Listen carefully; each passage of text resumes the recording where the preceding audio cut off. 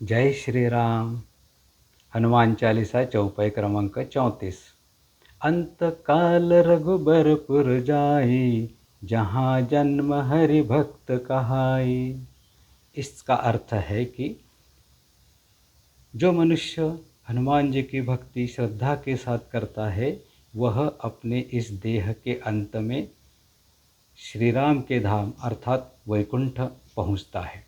और उसका अगला जन्म हुआ भी तो वह ऐसे संस्कारी और धार्मिक परिवारों में होता है जहाँ भक्ति का माहौल हो, और ऐसे माहौल में भक्ति में तरक्की करते हुए वह हरिभक्त कहलाता है।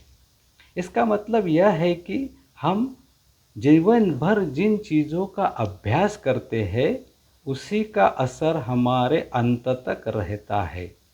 इसलिए संतों की परंपरा में कहा गया है कि अंतमति सागति। इसका अर्थ यह है कि अंत में हमारे मन की जो हालत होती है, उसी तरह हमारी अगली गति तय होती है। तो इसलिए हम अपनी ज़िंदगी को इस तरह जिए कि हमारा अंत संतोषजनक हो। हम समाज में सकारात्मक छाप छोड़ कर जाए, हमारे विचारों से हमेशा अच्छाई का ही जन्म हो। यही संस्कार हमें अंत तक सहारा देते हैं और हमारे जीवन को सही दिशा दिलाते हैं। तो यह चौपाई हमें यह संदेश देती है कि हनुमान जी की भक्ति केवल इस देह के मृत्यु तक फल देने वाली सीमित नहीं है, बल्कि मृत्यु के बाद के फल भी प्रदान करने वाली ऐसी महान भक्ति है। तो हमें यह सोचना चाहिए